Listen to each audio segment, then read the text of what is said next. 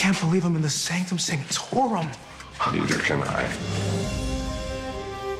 It fills you with confidence about being him again. Makes you stand tall, makes you feel like a bit of a hero. A lot of it is just trying to play catch up with him, you know, because he's so bloody brilliant. You can kind of go anywhere with it, which is what you want in these films. You want to discover what the character's like in a very different context and sort of really explore that dynamic with Spider-Man. Doctor Strange is mostly just terribly annoyed with Peter that he's upended his life. Don't. This is why you never have kids.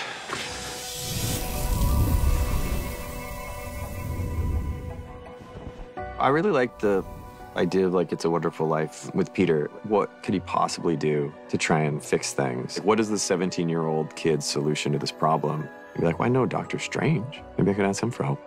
So, Peter, to what do I owe the pleasure? Dr. Strange is down there on Bleecker Street in Greenwich Village. But I think he's anything but a mentor to Peter in this movie. Peter does go to him for advice and help at a certain point, wondering if there's some way that he can put the genie back in the bottle. He could just go ask him to fix it all. Just magically fix it all. Just turn back time or do a spell or do something so that my life can go back to normal. You ready? I'm ready. And as you might imagine, it's not that easy. And things start to go wrong.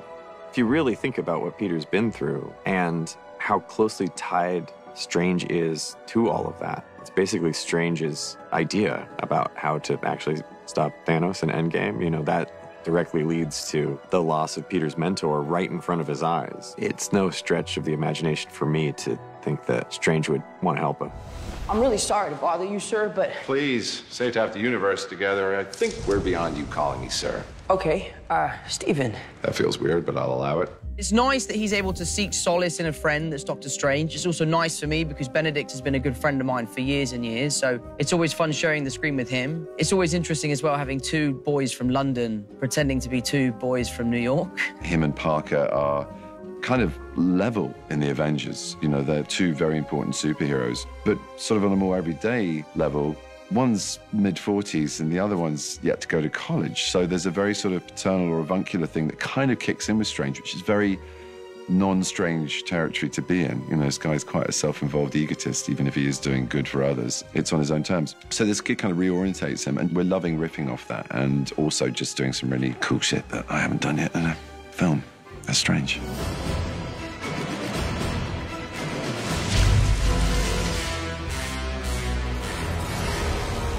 Sanctum's built at the intersection of cosmic energy currents.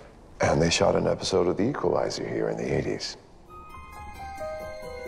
The sanctum, it could constantly change and evolve, and you open up one door one time, you open up another time, it might be different. So that gave us a lot of freedom. And that's what Marvel does so well. The kind of scale of what they have in live action is not to be underestimated, and the quality of the set build, the paint work, the effects. Just full credit to the set designers and all the crew that have just made it look incredible and, you know, like a bit of a winter wonderland in there.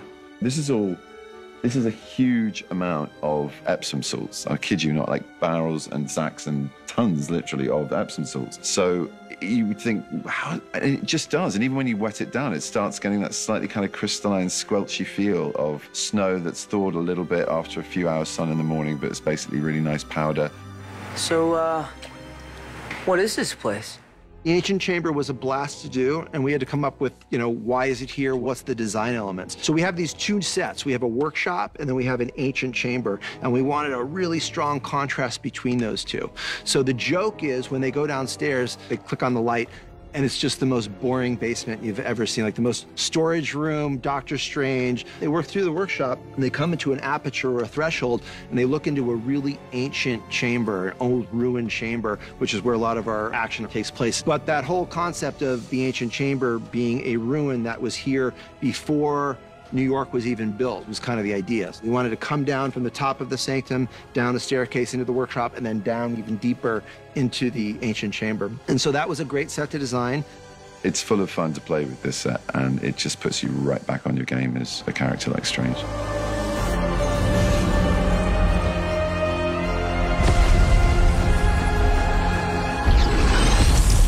How did you do that? Lots of birthday parties.